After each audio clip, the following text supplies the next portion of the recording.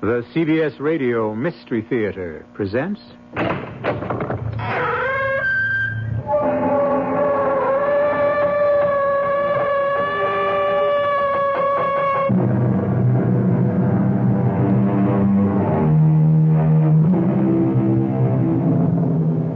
Come in. Welcome. I'm E.G. Marshall. This week starts the second year of Mystery Theater, and it will be a week to remember. A week devoted to the world's master of mystery, horror, and the bizarre, Edgar Allan Poe. Each night this week, it will be my pleasure and honor to bring you one of Poe's masterpieces, our respectful tribute to the creative genius of a truly great author whose stories will live for all time. Help us celebrate the start of our second year of Mystery Theater by joining us every night this week in our salute to the world's acknowledged master of the macabre. Of all the fears that have plagued mankind, probably the most terrible was the possibility of being buried alive. Oh, don't shrink away. You have nothing to fear, modern medical science being what it is. But not so many years ago, the thought of waking up in one's closed coffin beneath 6 feet of earth, that was a horrible thought indeed. And an ever-present danger, which led, in at least one case, to a remarkably strange experiment. Let me go. Oh, please let me go. I'm dead, I tell you. I'm dead. Guy, I must release her. No, Gordon, no. She's alive. Only my spirit lives. My body has been dead for days. Guy, I beg you, let me release her from the spell of mesmerism I cast over her. Yes. Release me. No. Victory, no. Oh, no, my darling. If I let Gordon break his hold on you, you will be dead, and I can't face the horror of that. Then a worse horror awaits you. Horror. Far worse.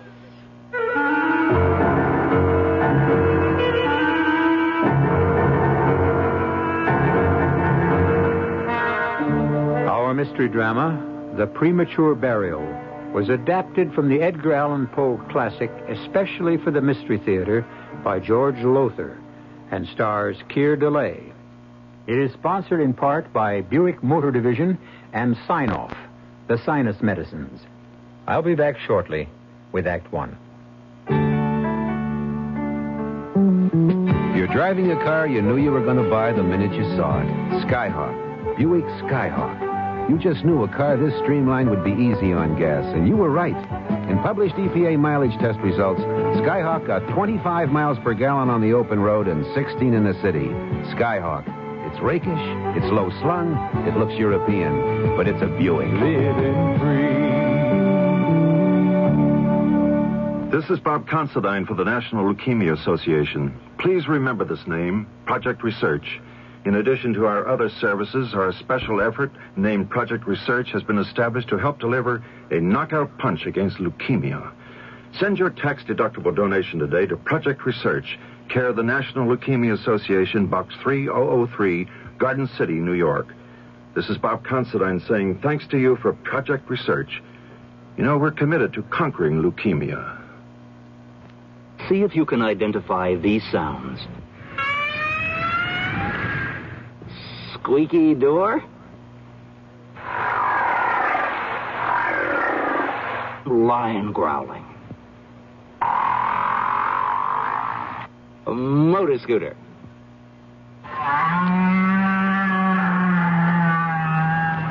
Cow mooing?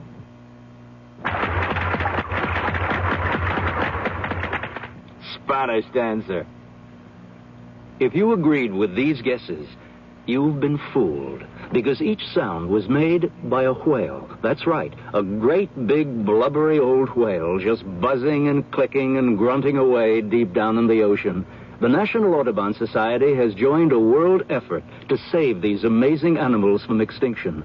We need your help. To find out what you can do, write National Audubon Society, 950 3rd Avenue, New York, New York, 10022.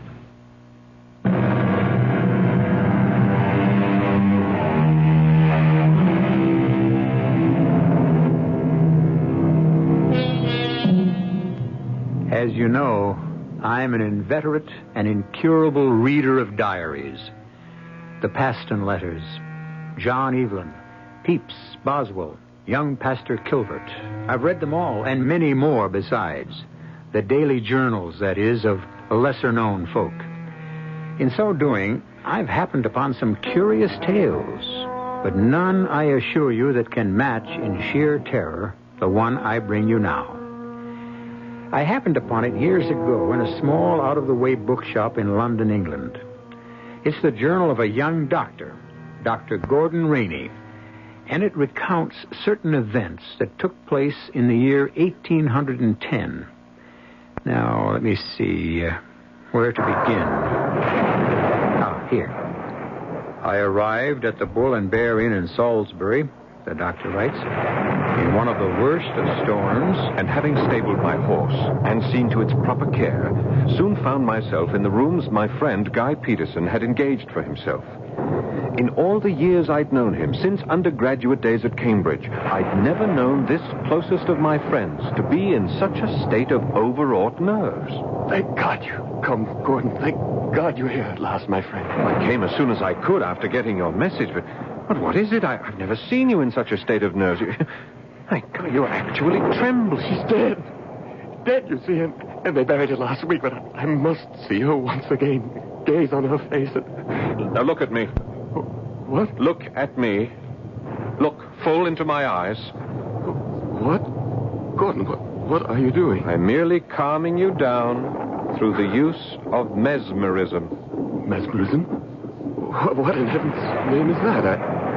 And why do you stare at me? As if I... That's right, old friend, that's right. Calm down. Quiet yourself. Relax. Just loosen up. Let yourself go. That's it. That's it. There now. Feel better? Why, yes. But how did you do it? What is this? Mesmerism, did you say? Yes. A means of controlling another person by, well, to put it simplistically, dominating him with one's own will, the force of one's own willpower. But that's miraculous, and yet you did it. I feel ever so much calmer now because you made me. Good. And now, Guy, calmly tell me why you sent that urgent message to meet you here in Salisbury. Victorine is dead. Well, I know how you must feel, and of course I sympathize deeply, but her death, isn't it a blessing? A blessing? She's dead. Victorine is dead. And at last free of the hellish life Sir Giles Buckingham led her. Come now, Guy. Is that not something to thank God for? Well, I suppose so. Oh, my dear good friend. I know how much you loved her. Loved her? She was my heart, my soul, my very life. A life that's ended for me when her family forced her to marry Sir Giles. We've talked of it again and again, but now that she is dead, perhaps you can try to take up your life again. I must see her, Gordon. See her? That's why I'm here. Why I asked you here. I must see her, Gordon. Gaze upon her lovely face once more. But she's buried a week ago, you said. In the family vault on the Buckingham estate. I want to go there tonight. Force entry into the vault. Open her coffin. And look at her once more. Just once more. I need you because I fear to go alone. There is more to fear than that, Guy. What do you mean? A body, dead and buried for a week in a damp and virtually airless vault. Guy, you'll not see Victorine as she was in life. I shall see her. Guy, this is mad. I beg you to... I must! I don't care what she has become. I must see her once more. Must I do it alone? Will you help me? If it is your wish, you wish it so strongly, then... Yes, I'll help you.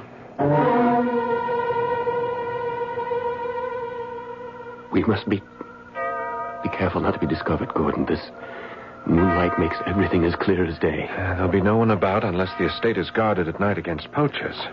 Let's hope not. Wind kicking up. That should help a little. Cover any sound we make. Yes.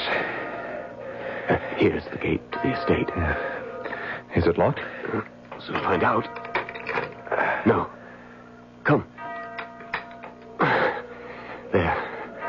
So much for that. Now, the location of the vault. Do you know where it is? Yes. That line of copper beeches on the hill. Do you see them? Yes. The vault lies just beyond. Come. Wait. That barking dog. If the place is guarded by a dog or even dogs. Now, don't let your nerves get the best of you. Bad enough to face trouble when it comes, not before. That dog. It's here on the grounds and closer. Gordon? Steady, man, steady. Yes, it's on the grounds, all right, and coming this way. Come, let's step out into the open. Into the open? If the dog is coming this way, I want to meet it in full moonlight. Why, Gordon? Why? Because my only chance of subduing the beast, if it can be done, will be with my eyes. My voice, too, yes, but the eyes. There, I see it. Coming over the hill against the moonlight. Good Lord. A monstrous animal, Gordon. It's a mastiff, and a big one. And he's caught our scent. Come on, step out into the moonlight. Quickly, or all is lost. Yes.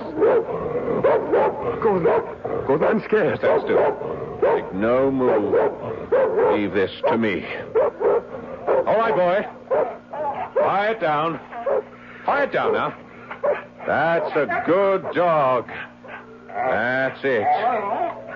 We're not here to do you any harm, boy. We're friends. Your friends. Yes, that's right, boy. There's a good dog. A fine dog. Unbelievable. You stopped him with your eyes. Held him to the one spot just by looking at him, and with your voice you soothed him. You calmed him. Took all the fight out of him. Yes.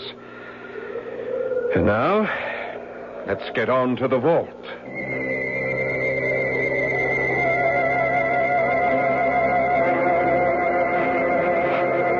Here we are. The vault. Locked? Afraid so. I'll have to use the pry bar I brought. Well, be as quiet as you can. Yes. There. Gate's open. We can go in. Light the lantern, Gordon. Guy, once more, I urge you not to go through with this. I must. You know I must. Now, listen to me. Light the lantern. I'm lighting the lantern, but listen to me. You remember Victorine as she was, the lovely, innocent, gentle girl who was forced to marry Sir Giles 7 years ago. The torments he put her through, the daily torture of living with such a beast, these alone would have changed her face. But she's dead as well, and buried here a whole week. Guy, I beg you once again, remember her as she was, not as she must now be. Shine the lantern about. Very well. Oh, dear heaven, there are at least a dozen coffins piled one on another. How can we tell which is Victorian? Hers would be one of the topmost. Yes, and the velvet covering would be the newest. The brass studs still bright. Ah, that one up there, I think. Let's get it down and see. Just let me put the lantern over there. So. Now then, I'll take the head of the coffin, you the other end. Can you reach it? Just all right, pull then. Now pull it to the edge. And when we get it to the edge, we can put our hands under it and let it down very gently. Yes. Gordon. I heard it. What was it? It couldn't be. Can't be what I thought. A voice. And it comes from inside the coffin. Oh, dear heaven above. This is Victorine's. Gordon, she's alive. Alive. Let's put it on the ground. On the ground. Easy now. Easy. The pry bar now. Pry off the lid. Yes. Well, hurry, man. My nerves. Hands trembling, no strength. Give it to me. Now then. Hurry. Well, I'm working as fast as I can. There. The lantern. Quickly, the lantern. Yes. Shine it into the coffin. There. Oh, look. Victorine alive. Alive. Guy, it's you. It's you. Oh, God, thank you. Horrors I've been through. All right, gently now, my dear, gently. Gordon, you, Gordon. Yes, my dear. Come on, Guy, lend a hand. Help me lift her out. Oh, I can't believe Oh, buried alive. Oh, my dearest. It must have been horrible for you. I don't want to think about it. I can't tell you. To wake up, at first not knowing where you are, and everything black, pitch black, suffocating, scarce enough air to breathe. Best not to think about it. And then you move, and you feel the sides of the coffin narrow, so narrow, and you reach up and you touch the lid, but the lid's only an inch or two from your face, and then suddenly you know. Oh, heaven help me, you know. You scream with the terror of it. You scream and scream and Stop scream. it. Stop it at once. At once. Yes, Gordon. You're alive, and that's all that matters. Yes. And thanks to what I called a mad impulse, you're safe. Oh, yes. Oh, my darling, God, my dearest. Sweetheart. Sweetheart. Now, listen Oh, to me, you darling. two. Listen, we face a problem. What problem? Well, how are you going to take her back to Sir Giles? How explain all this? Sir Giles will have us arrested for breaking and entering. She's not going back to Sir Giles. She's coming with me, away from this hellish place. Oh, my darling. You can't do that. She is his wife. I'll die before I let Sir Giles get his hand on her. A promise you may very well keep, my dear sir. What? It's Giles. How did you... The barking of my dog aroused me. I, in turn, roused my keepers, who are out and about scouring the woods. As it happens, I came this way, saw the light of your lantern flickering in the vault, and prepared to surprise what I thought to be grave robbers. Well, as it happens, I am the one surprised. Indeed, I'm shocked. I scarcely expected to find Victorine alive. Yes, she's alive. And from here on, Sir Giles will live, I pray, a far happier life with me than ever she did with you. Move aside, sir. I think not. If you're going anywhere, my friend, you and your accomplice, it's to jail. As for my wife, since she is returned to life, she will also return to me. Oh, no. You don't move, sir, I warn you. For if you do, it will give me extreme pleasure to blow your head off with this gun. Extreme pleasure. I confess that at this point in Dr. Gordon Rainey's journal, I thought the tale over and done with. I was wrong, for really, it was only the beginning. I'll return shortly with Act 2. I want that sinus medicine. Headache tablets? No, sinus medicine. Sinus tablets. Helps the headache and the pressure. Oh, you mean sign-off. Exactly. Headache pain is one thing. A sinus headache is something else. Sometimes your whole face can seem to throb with pain. You want relief. Take Sign-Off tablets. Sineoff, the sinus medicine that gives you a full dose of pure aspirin plus a sinus drainer. Sign-Off, the sinus medicine that helps relieve sinus pain while you drain. And Sign-Off doesn't stop there. Have you tried Sign-Off Sinus Spray, the fastest known form of sinus congestion relief? It works in seconds. That's Sign-Off Sinus Spray. When sinus flares up, use Sign-Off tablets and spray only as directed. Sineoff. Sign-Off. Exactly. Sign-Off, the sinus medicines in the bright red box.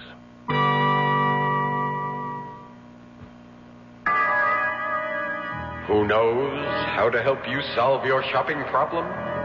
Your Better Business Bureau knows. Hey, honey, this looks like a good deal.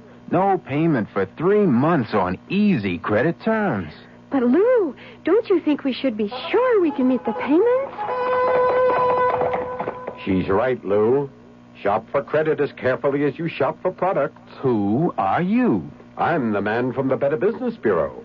Now, before you decide to buy anything on time, ask yourself if you could make the payments out of your regular income. How far is your credit extended now?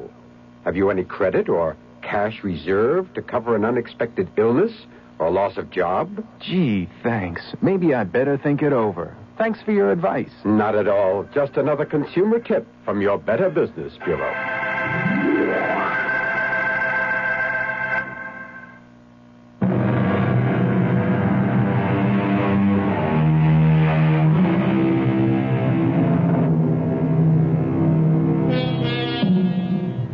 Well, as I said, I thought that Dr. Gordon Rainey's story had come to an end. He had gone with his friend, Guy Peterson, to the vault where the woman he loved lay dead in her coffin, only to find her alive. And then, as he planned to run away with her to save her from further torments at the hands of her husband, he was stopped by the appearance of that same husband, gun in hand, promising to have him and Dr. Rainey jailed. Giles, I entreat you. Let them go. They've done no harm. On the contrary, if it hadn't been for Guy and Dr. Rainey, I'd even now be lying in my coffin, alive. Would that you were. Damn you, woman, would that you were. Your unexpected return from the grave will lose me a fortune. But how can my being alive cost you anything? Lady Hastings is a widow.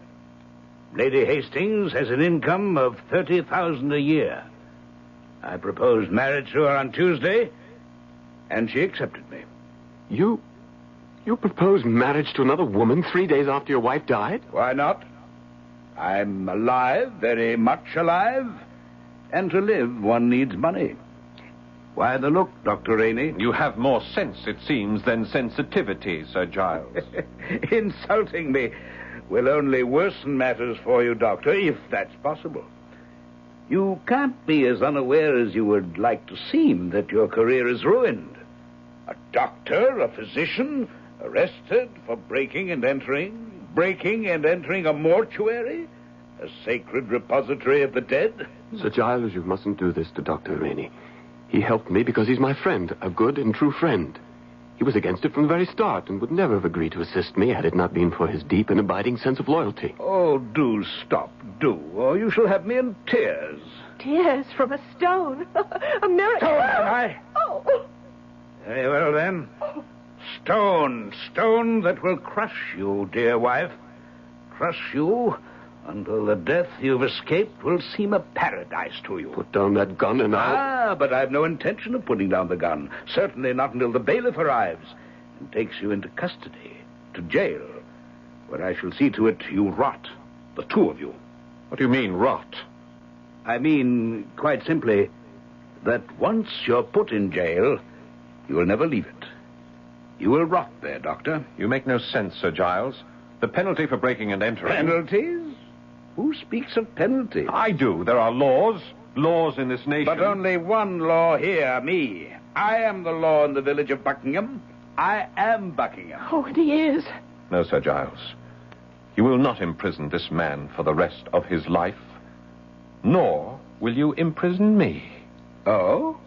And may I ask why not? Because I say so. Because I tell you so. No, don't look away. Look at me. Look into my eyes. Have the courage to look into them and tell me then. Will you imprison us? Mesmerism. Why, such is my intention, yes? Is your intention, Sir Giles, or was? Well, it certainly was. I mean to say, well, the way you put it, most eloquently. Good Lord. It's working. He's doing it again. Doing what? And you, being a man of sensitivity, my eloquence, the validity of what I say, has touched you. Is that not so? It is so, isn't it? Yes. Seen in a different light, so to speak, yes, it would serve no purpose to put you in jail. None really. And so you let us go? You will let us go? Yes, go. Get out of my sight, the two of you, and never come back. Let us leave Guy. Victorine. Under the law, there's nothing we can do. She is his wife. I can't leave her. You must. The bailiff will be here any moment, and I can't dominate Sir Giles' will with mine much longer. Victorine. Go, my darling. What? To leave you with him. Oh, whatever happens to me will be harder to bear if you are in prison. Go, I entreat you. Go. Second thought. He's coming out of it. Guy, my friend, I've done all I can for you, and I'll not see my career ruined because you... Because you're right. Goodbye, my darling, my dearest. Goodbye.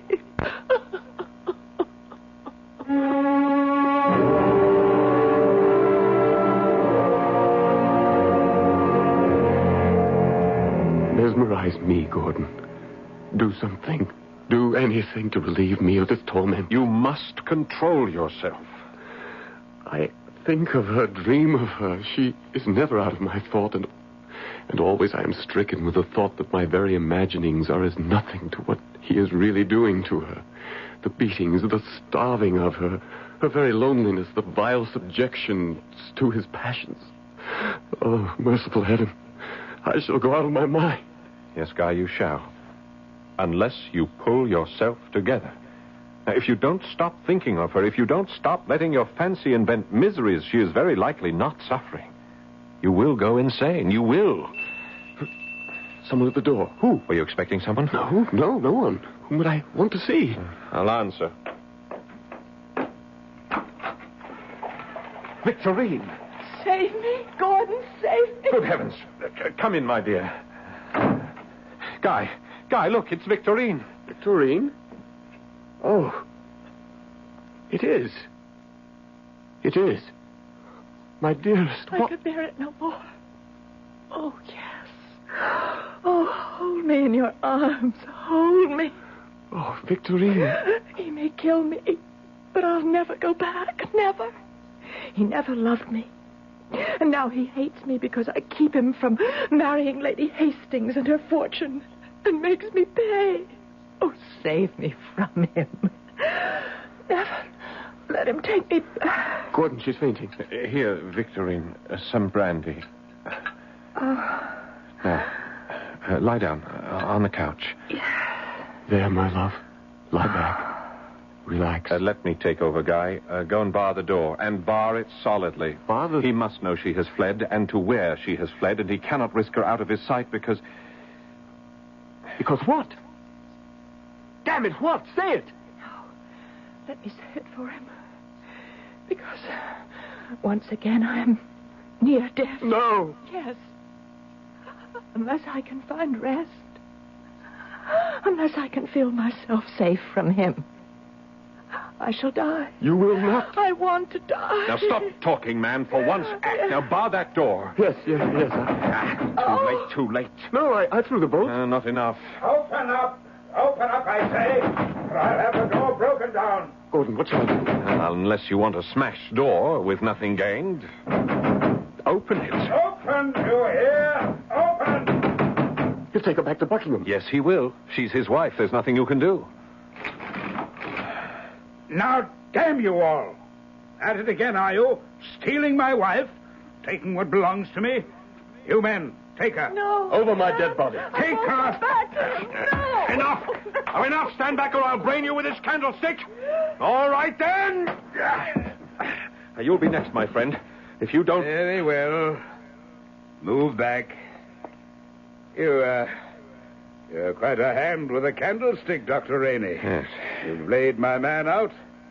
I trust you know what this means for you. Perhaps you should consider what it means for you, Sir Giles.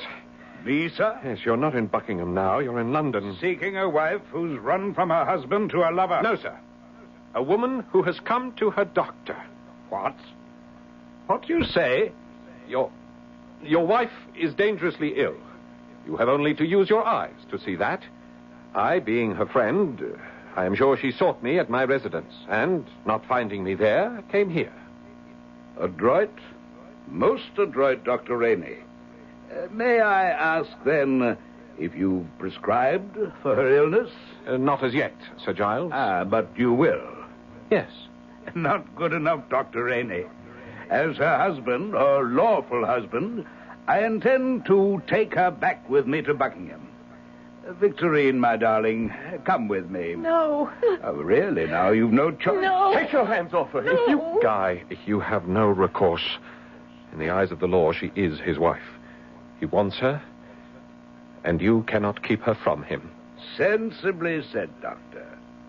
Here, dear wife, good wife, faithful and loyal wife, take my hand and let me help you from off that couch.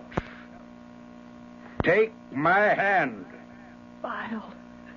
You are vile. Filthy. Foul. I shall never touch you again. I'd rather burn off my hands than touch you, you evil man. I'll die rather than go back with you. Die. Damn you, come. No. No. No. Gordon. She is dead. Oh, no. Are you sure, Doctor? She was pronounced dead once before, you know. There is no pulse. I can detect no vital signs. To all intents and purposes, she is dead. You modern-day doctors, always escaping in words and phrases, to all intents and purposes, which is to say, you're not sure. Who is sure of anything, Sir Giles? However, considering what has gone before, we will keep her here under observation for a few days. You'll do nothing of the sort. You men, pick her up and bear her to my carriage. No! Wait, what are you doing? Possessing myself of my property, sir. Whether it be alive or dead. But you can't do this. You Take can't her do... to my carriage. Gordon! There is nothing either of us can do. And Guy, she is dead. I'm virtually sure of that. What if she is not? Don't trouble yourself. Your own friend, the man you trust, Dr. Gordon Rainey, has pronounced her dead. All I intend to do is see that she is properly buried. This time, to stay properly buried. Is she dead? You must understand, in those days, more than half a century ago, one was never sure. I'll return shortly for Act 3. You're on the open road, rolling free and feeling great about your new Buick Century. Because in published EPA mileage test results, a V6 Buick Century got the best highway mileage of any U.S. midsize car.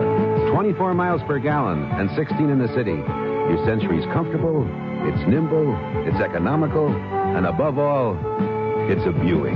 Living free.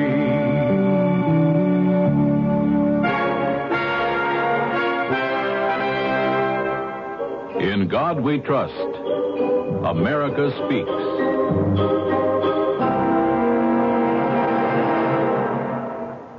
George Washington remarked during the Constitutional Convention, "Let us raise a standard to which the wise and honest can repair. The event is in the hands of God." Presented by the Catholic Communications Foundation. Here's a medical puzzle. A person has a deadly disease, yet leads a normal life. How is it possible? The answer is chemotherapy. Through this treatment, thousands of cancer victims regain active, productive lives despite their cancer. Many of these people can continue in their jobs for years, while the anti-cancer drugs, which we call chemotherapy, control their disease. But many types of cancer remain difficult to control. Through research, the Chemotherapy Foundation is stimulating the development of new drugs. More types of cancers will someday be controlled. The question is not if, but when. You can help by contributing to the Chemotherapy, that's chemo, C-H-E-M-O, Therapy Foundation, Box 8, New York, New York, 128. That's the Chemotherapy Foundation, Box 8, New York, New York, 128. This is a public service message from the Chemotherapy Foundation.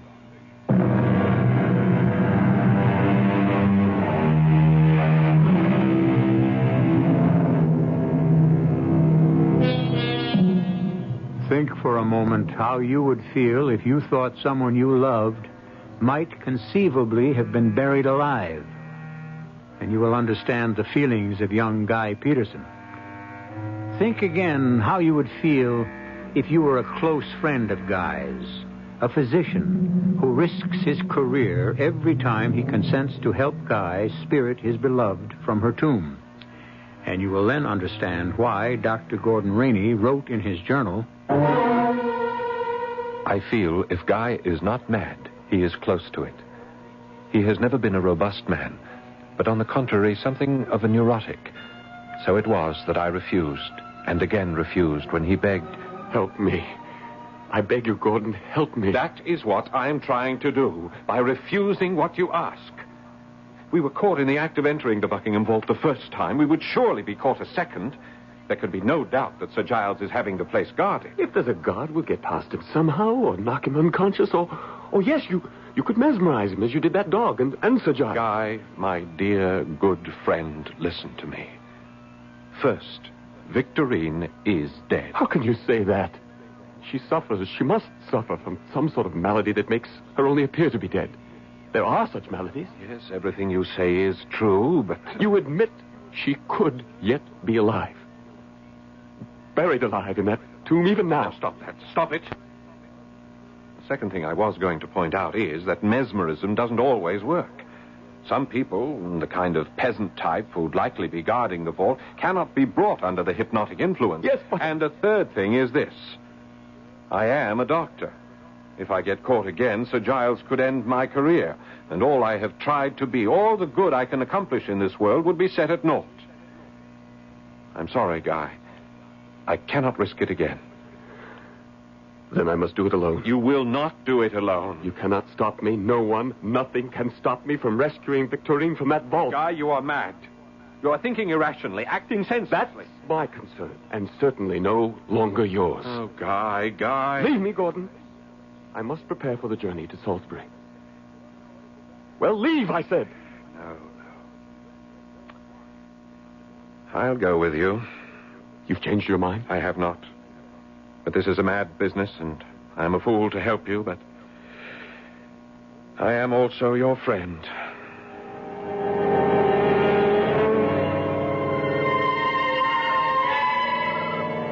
Gordon? Yes. The vault is guarded. Yes. I see the man. A big brute he is. Do you think you can mesmerize him? Bring him under, what did you call it? Hypnotic influence? I doubt it. He's the type I told you about. All muscle and little brain. It's a dark night to make things worse. You wouldn't be able to see my eyes clearly. Do you dare try? Well, I have no choice. But keep this in mind, Guy. Yes?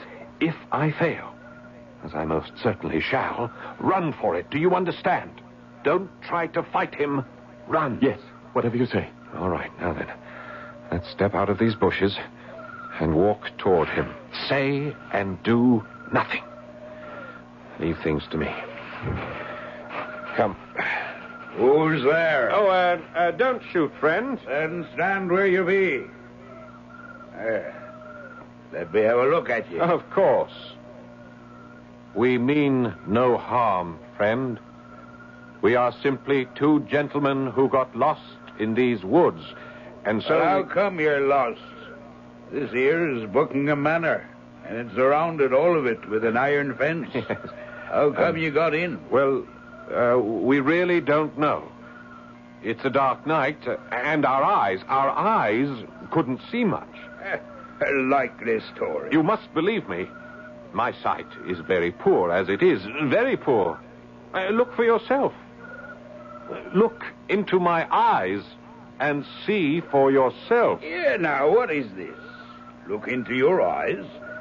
It's up to the manor house with you two.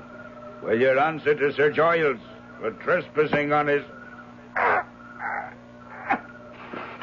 Guy. That takes care of him. You stabbed him. Couldn't control him. I said to run if I couldn't, but... Oh, Guy, I think you've killed him. Quickly, into the vault. Wait. What's happened to you? Don't you realize that you've just murdered a man and it's... Oh, you've gone mad. You have gone mad. I am as sane as you. But mad or sane, I must get Victorine out of that vault. Now, come. All right, but... Heaven help me, what have I got myself into now? The pry bar. Where is it? Where? Well, you had it. Oh, yes. I must hurry. Hurry, she's alive in there. Her coffin alive. I must... There. Come along, Gordon. Come along. All right.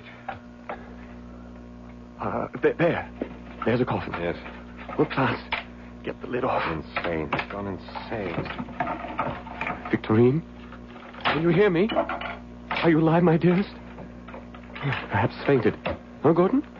That's possible, isn't it? Alive but in a faint? Oh, Guy, my poor dear friend. There. Lid's off and she... Dead.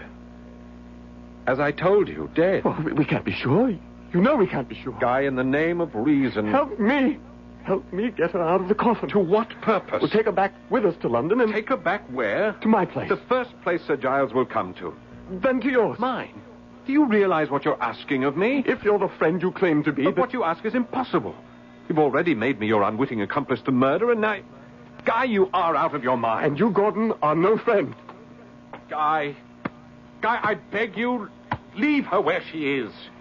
She's dead. Leave her at peace. She is not dead, and I am taking her back to London.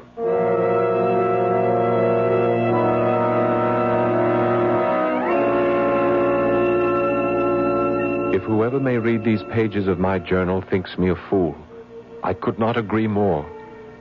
But Guy was my closest friend, and what's more, was clearly deranged by the love he bore Victorine, and his horror of letting her be buried alive. So we took her body to my rooms in London. 3 days she lay on the couch in my sitting room, Guy never leaving her side night or day. But on the 3rd day I knew something must be done to end this madness of his. Look at her. There's no sign, not one, of decomposition. Yes, because it is the middle of winter and we've kept the windows open and no fire in the fireplace. The sitting room of mine is a virtual ice house. I know. Now listen to me. What you persist in doing is not only lunacy, it is sacrilege. The dead deserve decent burial. If you love Victorine, as you say you do, let us bury her, Guy. Bury her tonight. Where? Then you will. Yes. Where can we take her? Well, I thought of that and prepared for it. A grave awaits her body in St. Pancras Cemetery. All is arranged. We can take her now under cover of night. Then let us do it. Good.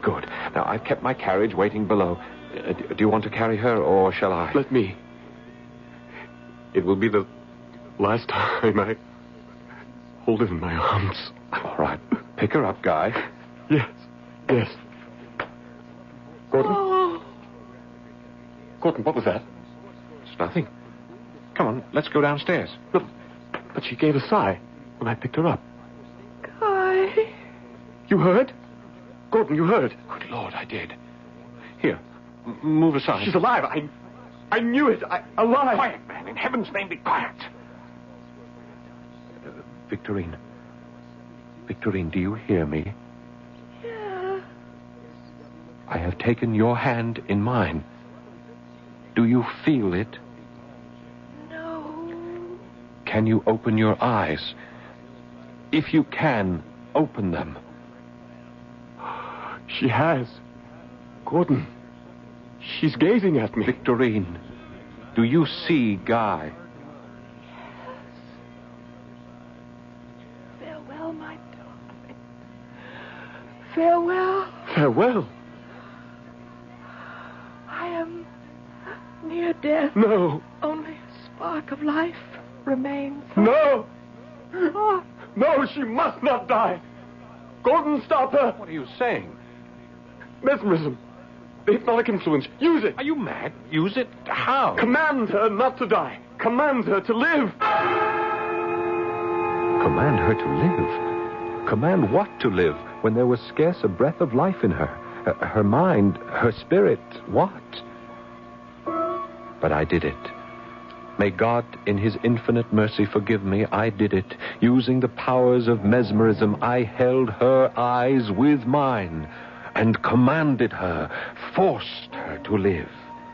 Even though over and over she cried out, I am dead. Let me go. I'm dead. But I did not let her go, could not let her go, because, yes, I confess it, because the experiment fascinated me. I Dr. Gordon Rainey committed for over 5 long weeks, committed the sin, the crime, the sacrilege of holding the spirit within a dead body to this earth, even though it pleaded, entreated, begged. Release me! Oh, release me! In a short time, yes. But tell me first, what are you? Spirit? Soul? Mind? What? I am dead. Dead. Dead. What's that? Someone at the door. I'll answer. You! Found you at last, eh, you damn grave robber? Sir Giles. Yes, and you, Dr. Rainey, who so help me, will no longer be called doctor when I'm through with you. No, Giles, no. Oh, what's this? She lives? No, Sir Giles. But she speaks. I heard her speak. Here, let me see for myself. Stay away from her. Don't you touch her. Get out of my way, you. Don't touch her, I said. Don't touch her. Oh. You shot him. You killed Guy. Before he stabbed me to death, as he stabbed my servant. Self-defense, sir. And now enough of this. I came for my wife's body, but it appears I shall be taking her wife back to Buckingham Manor with me. Rouse her. Rouse her at once. I cannot, Sir Giles. She is dead. Has been dead for more than 6 weeks. I heard her speak. Yes. But it was her soul. Her spirit. I don't know what. But not her body. Her body is dead. Yes, dead. I beg you don't hold me any longer. Guy is here. Let me go to him. I say to you that I am dead. Let me go. She comes with me. No. She goes where she should have gone long since now, had it not been for me. Victorine, I release you. Go. And in the sanctity of death, join the lover you never had in life. What's happening? Her body. Her body, it's disintegrating. Before my eyes. Rotting. Moldering. Horrible! Horrible!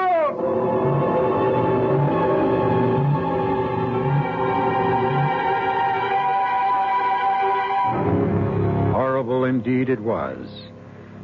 For using Edgar Allan Poe's own words, upon the couch there now lay not the body of Victorine, but a nearly liquid mass of loathsome, detestable putrescence. Mr. Poe's words, mind. When he set out to horrify you, he horrified you. I'll be back shortly. Ladies and gentlemen, today our Man in the Street interview comes to you from Big City, USA. Excuse me, sir. What do you get high on? I beg pardon? You know, what do you turn on with? Well, you some kind of a cop? Well, it doesn't make any difference anyhow, because I don't use anything. Then how do you get high? Oh, I get high on a lot of things, like seeing my kids start to walk or the first dandelions in the park, you know. Anything else? Yeah. Getting tired gives me a high. If it's a tired, from something I like bowling with the guys or taking a long bike ride. But, hey, would you believe polishing my car gives me a high? And it's even legal. In other words, then, you get a natural high. Yeah, natural, that's it. Which, incidentally, doesn't mean that you're high all the time. It'd be unreasonable to expect to be high all the time, you know? It's like getting high on life. Sure, but you got to remember, getting high on life could be habit forming. This mini-interview was brought to you nationwide by the New York State Drug Abuse Control Commission.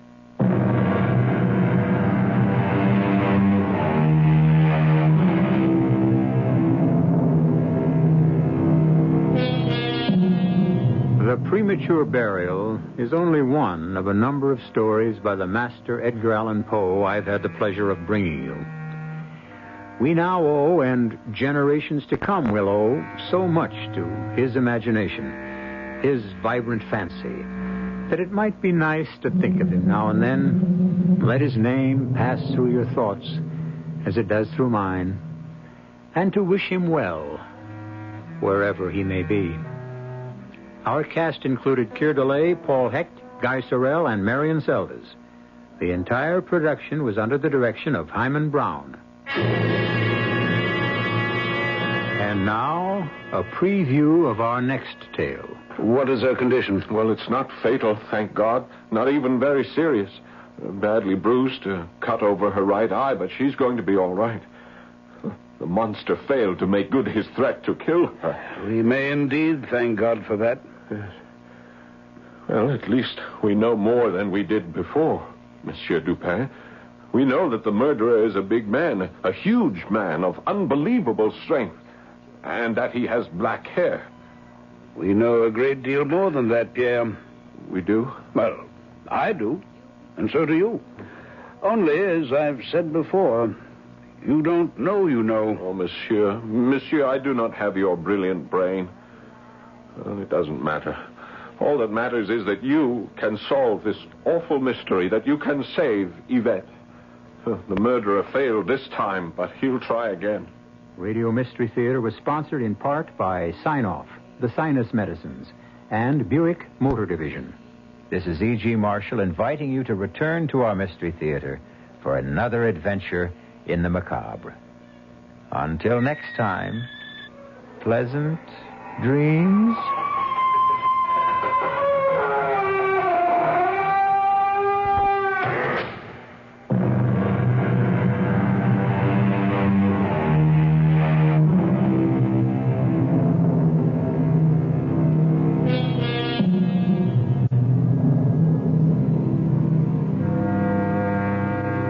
Again tomorrow night at 10:30 as Edgar Allan Poe Week continues the first anniversary celebration of the CBS Radio Mystery Theater on KRNT, Des Moines.